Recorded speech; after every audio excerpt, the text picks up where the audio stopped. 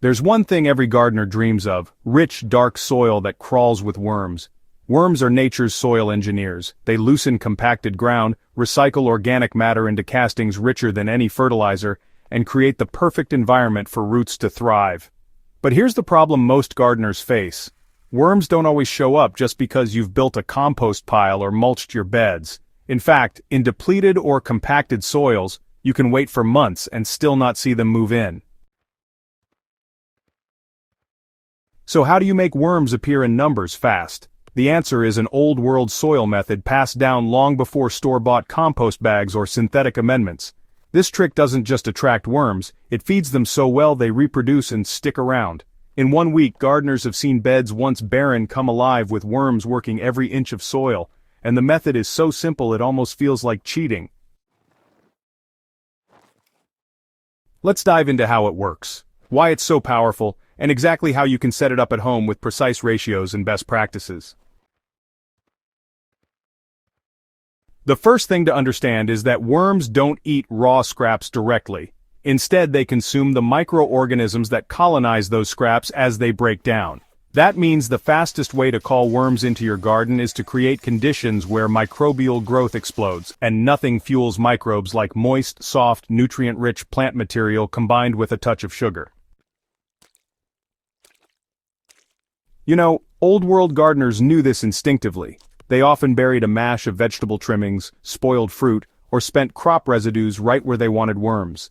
To speed things up, they'd add a natural sugar source such as honey, syrup, or cane molasses, which acted as a microbial accelerator.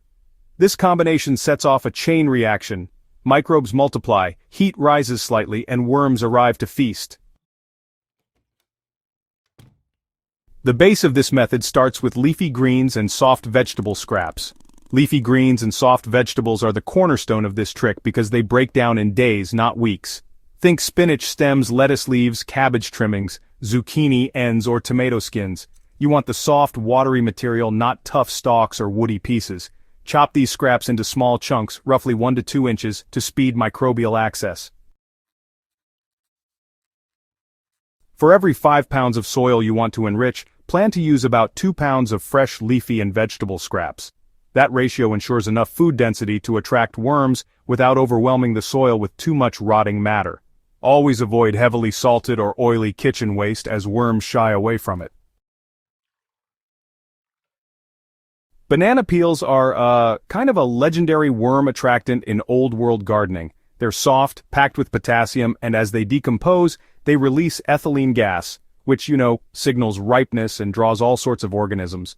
Worms seem to just swarm areas where bananas have been buried because microbes absolutely flourish on the sugars in the peel. So, you'll want to use 1 medium banana peel for every pound of leafy and vegetable scraps. It's best to chop or shred the peel into small strips so it breaks down evenly. This really helps ensure worms get to work faster, and honestly, it prevents any peel from just sitting there intact for too long. Here's where the method really takes off. Unsulfured blackstrap molasses, which was once a common household staple, is honestly one of the best microbial fuels you can add to soil. Just a small amount feeds bacteria and fungi, and they multiply explosively, creating the very conditions worms love. The old farmers often called it sweetening the soil. For every pound of mixed scraps and banana peels, dissolve 1 tablespoon of molasses in 2 cups of warm water. This dilution prevents stickiness and helps the sugars soak into the organic matter. When poured over the scraps, it accelerates fermentation within a day. The worms don't come for the molasses directly, they come for the microbial bloom it causes. Once you've prepared your mix of leafy scraps, banana peels, and molasses water, you don't bury it right away. Instead, you give it 2 days to start breaking down. Place the mixture in a covered bucket or bin. Keep it loosely sealed to allow some air circulation while preventing pests from getting in. Within 48 hours, the mix will warm slightly, smell faintly sweet-sour, and start to bubble with microbial life. This short fermentation stage is what transforms ordinary scraps into a worm magnet. If it smells foul or rotten, the balance is off, usually too much water or too little carbon. In that case, add a handful of shredded dry leaves or cardboard, stir, and let it reset. When the smell is earthy or yeasty, it's ready. After the 2-day fermentation, it's time to apply the method, so you'll want to choose the section of your raised bed where you want worm activity to intensify. Next, dig a shallow trench about 6 to 8 inches deep. Go ahead and pour the fermented mixture into the trench, spreading it out as evenly as you can. Then just cover it with about 3 to 4 inches of soil. That cover is really critical. It keeps odors down, protects the mix from flies, and creates the cool, moist conditions that worms are always seeking out. Water lightly after covering, just to settle the soil. Within a week, you should be able to pull back a section and see worms working directly in and around the buried zone.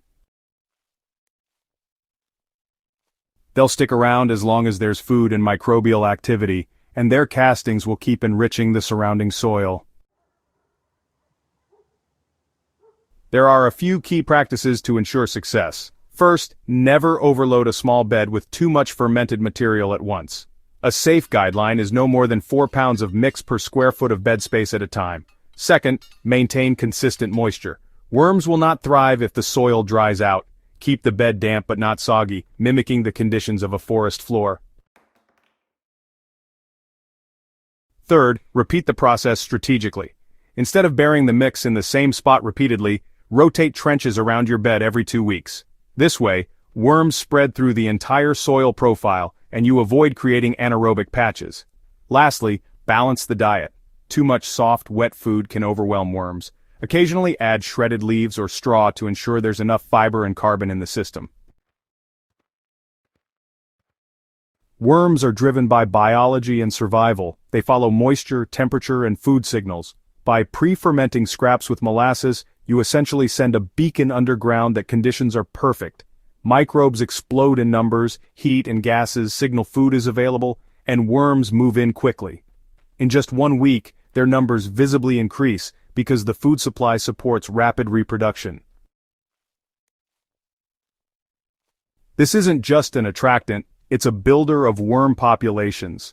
Unlike temporary lures such as melon rinds or coffee grounds, the fermented mix sustains worms long enough for them to establish in your soil permanently. That's the real power of this method. If your soil has ever felt lifeless, compacted, or worm-free, this old-world method is your shortcut back to fertility. With nothing more than leafy scraps, banana peels, and a spoonful of molasses, you can fill your beds with worms in a single week. Once they're in, they'll keep working night and day, turning waste into castings and transforming dead soil into living earth. Try this in your garden and see the results for yourself. And if you found this guide valuable, make sure to subscribe to HydroHaven for more practical, time-tested soil revival tricks. Share this with other gardeners who are struggling with poor soils, because everyone deserves to know that the best soil builders are already in their garden, waiting to be fed.